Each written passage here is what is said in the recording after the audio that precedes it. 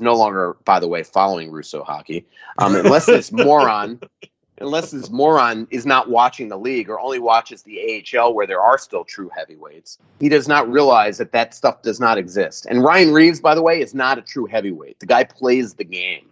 Okay, that's what makes him so effective, is that Ryan Reeves is not just your normal fighter. He scores goals, he hammers people. He's a lot like Marcus Foligno. Maybe actually Ryan Reeves is a poor man's Marcus Foligno, because Marcus is one heck of a penalty killer and plays, a regular shift and things like that. But that stuff doesn't exist anymore. So what we saw the other night with England was an aberration. That's not something we see every night. This is not the Wild of 2, 3, 4 years ago that is getting run around and abused on a nightly basis because they're a soft team.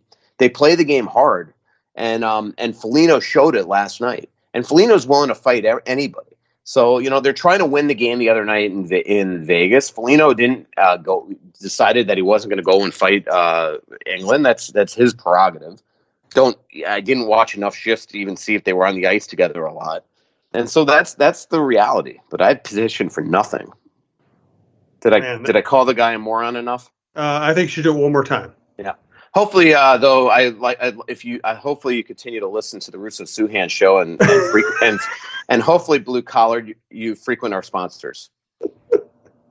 So I want Twill and Grey Duck Vodka and Tin Shed and Fixology and Tony Hoagland to watch out for Blue Collar. He's going to be buying your product soon, just because he loves Michael Russo so much. That's the way this works. One day I'm going to be walking down the street in St. Paul or Minneapolis and just get clocked by somebody I blocked on Twitter or trashed on a podcast. Probably deservedly so. Yeah, and Tony Hoagland can help you with that. And TSR Injury Law, who sponsors the Krasinski show, they can help you once you're banged up. Yeah. That's just, I don't know. Twitter lately is just dry. I just can't believe somebody said something yesterday to Carly Zucker. Not even the one that I went after. It was just somebody else. And I'm just like, where do these people exist? And you obviously know you're an absolute asshole because you are anonymous on Twitter. You don't have the guts to have your real name and your real picture. So you're called like something like NHL oriented or whatever the hell this guy was called. And you just go after the person. Like I just don't understand the lack of humanity that exists when people, it's like it's like people just get in front of their keyboard, and I hate the word troll, but it's like they just don't realize that this is real life, that you're talking to somebody that's actually a real human being, and you're saying stuff hurtful that you would never go up to them on the street and say to their face. It's just amazing. So, and I'm sure I'm a hypocrite too when I go after people on Twitter. But usually, by the way, I'm the one triggered to do it. It's not like I just out of the blue go after somebody. But I just it's just amazing. Like, I really do think that Twitter, Facebook should have some sort of recourse where everybody has to be public. It is your real name, your real face. There should be I know this is a free country, but it should be a privilege to use these sites and not have all these bots and all these just nasty human beings that want to have anonymous accounts and just absolutely go after people in the most mean, vindictive ways. So, and Blue Collar is a moron still. All right, we're going to let Michael go have a gallon of coffee and calm down. I think I need a shot of like Goldschlager or something. The reality of everything we do, columns, writing for The Athletic, podcasts, whatever we do, the reality is it's not always going to be great. We know that, right? But I will say your last two shows have been fantastic. You're killing it. I appreciate you killing it for Talk North. And we'll see everybody at Tin Shed in Savage on December 30th at 7 o'clock. Come out and troll Michael and get him rolling. This is great stuff.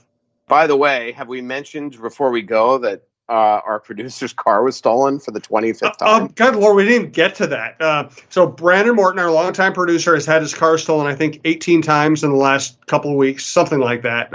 Actually, I think it's 3 times in the last 2 months or a year. I don't know. So I don't know what to make of this. I think he leaves the keys in the driver drawer with a big sign that says, I got a huge bag of money sitting in the back seat or something. Like, how is it possible?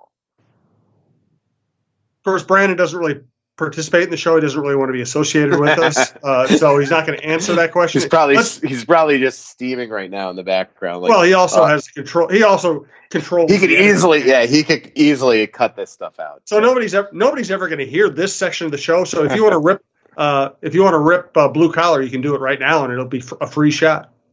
Yep. I think I'm done with Blue Collar. All right. Hey, happy holidays. I'm sure he's a really nice guy, though. Happy holidays to Michael. Thanks for doing such great work for the network. I think we're going to have a really big year in 2020 across the network. Follow us at Talk North Pod for the developments as they come out. Thanks, as always, to Brandon Morton. We hope like if he gets in a lift, the lift doesn't get stolen while he's in the lift. But sincerely, thank you to everyone who's listened to the network and has made it successful. We do appreciate it. We appreciate you, except for Blue Collar.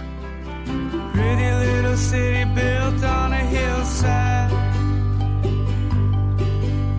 Music in the bars and fire in the sky.